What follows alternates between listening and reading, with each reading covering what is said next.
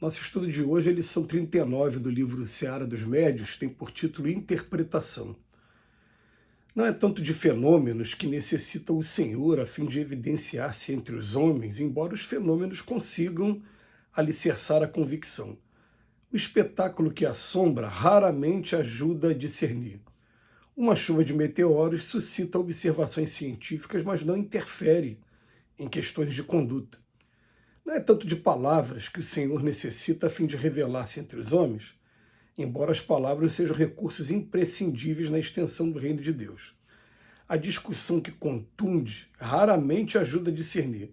O mais nobre orador pode representar-se num disco. Não é tanto de raciocínio que o Senhor necessita a fim de mostrar-se entre os homens, embora os raciocínios cooperem na sublimação da inteligência. O cálculo que exagera raramente ajuda a discernir.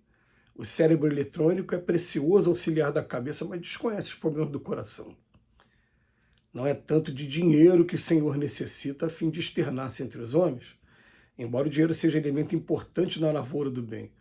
O ouro que descansa raramente ajuda a discernir. Uma casa bancária não tem livros para registro de sentimentos. Não é tanto de competições que o Senhor necessita a fim de patentear-se entre os homens, embora as competições colaborem na conquista da habilidade. A concorrência que apaixona raramente ajuda a discernir. A multidão aristocrática que se comprime no turf em vez grita e chora, aplaudindo o vencedor. Esse vencedor é sempre um cavalo.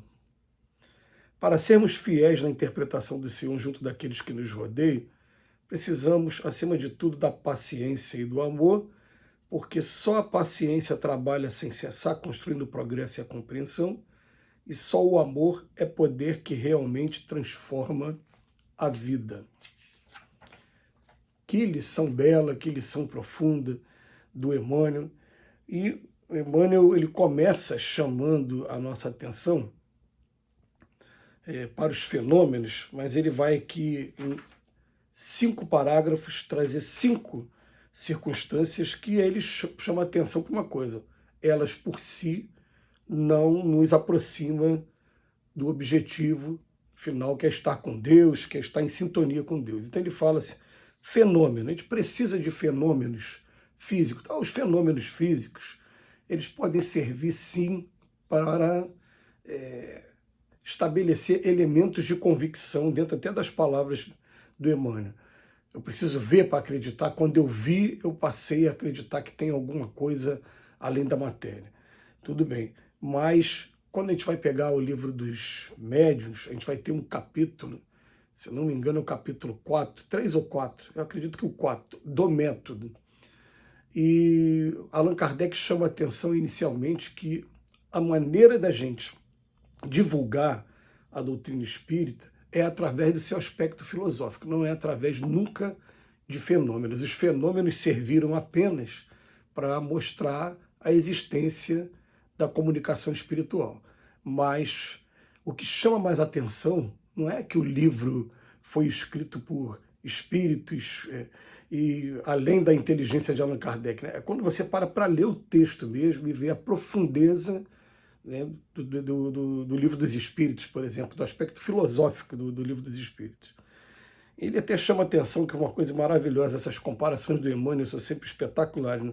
Uma chuva de meteoros, ela pode até dar oportunidade da gente observar cientificamente, é um fenômeno, mas não vai interferir nas nossas questões de conduta, assim como um cometa que passa, né? Um eclipse solar ou lunar, vai ser sempre objeto de observação apenas. Depois ele vem falar sobre as palavras. Olha, as palavras, não é tanto de palavra que o Senhor necessita a fim de revelar-se aos homens, embora as palavras sejam recursos imprescindíveis, tudo bem. Mas aquela discussão, por exemplo, que contunde, raramente ajuda a discernir. Aliás, a maioria das vezes, quando a gente quer impor a pessoa, que a pessoa pense igual a você, se você encontrar alguém que já pensava antes igual a você, você pode até ter algum efeito. Agora, se a pessoa não pensa em você e você quer impor, você contunde e raramente ajuda a pessoa a discernir. Eu conheço pessoas que tem uma capacidade muito grande, tem muito conhecimento, mas que enveredaram pelo caminho da intolerância política, na polarização, e perderam realmente a oportunidade, muitas vezes, de estar passando o seu conhecimento, principalmente num caso específico de um grande amigo, que mora aqui no meu coração. Eu falei para ele algumas vezes, falei, rapaz, o conhecimento que você tem, é tudo que esses nossos filhos aí estão querendo, os jovens estão querendo. Mas ele estava sendo muito contundente nas palavras dele, e quando você é muito contundente, às vezes é mais passivo de observações, às vezes de comparação. A pessoa fica, meu Deus, tá ficando doido, tá ficando, sei lá, acaba perdendo a oportunidade, sim, de estar passando conhecimento. Depois ele vai para o terceiro, ele fala, também não é tanto do raciocínio que o senhor necessita, não. Não é de exagero do raciocínio, não, porque cálculo exagerado raramente ajuda a discernir. Muitas das vezes a gente precisa, ali, pega às vezes problemas complexos na área da matemática, na área da física, ou, no meu caso particular, eu gosto muito ainda de jogos que te coloquem para raciocinar. Não esses jogos aí de tirar a vida, que as pessoas ficam jogando aí dia e noite. Não, eu gosto de jogos de raciocínio. O velho jogo da paciência ainda me pega, aquele paciência do baralho. As pessoas falam, é jogo de velho, é um jogo que me remete à minha ancestralidade, me remete à minha família. Eu lembro muito da minha avó paterna, que já desencarnou há muitos anos, desencarnou quando eu tinha 15 anos de idade. Ela estendia os baralhos na cama para jogar paciência. E jogos de raciocínio ainda me pegam, mas o raciocínio exagerado raramente ajuda a discernir. Depois ele fala também, não é tanto de dinheiro, não, porque se a gente ficar com muito dinheiro, o ouro que descansa raramente ajuda a discernir. O ouro, o dinheiro tem que estar em movimento, senão pode ser comparado nas palavras de Neio Lúcio, no livro Jesus no Lar, pode ser comparado à água parada, que também começa a trazer micro-organismos e daqui a pouco fica nocivo. E por fim, ele vem falar das competições. Fala, as competições a gente precisa, mas concorrência que apaixona raramente também ajuda a discernir. E eu já fiz até esse comentário em um dos estudos, que eu sempre fui uma pessoa muito competitiva, até descobri que perder para o filho é sempre uma vitória. Você vê a alegria no rostinho do filho que venceu um joguinho quando disputou com a gente, é uma vitória.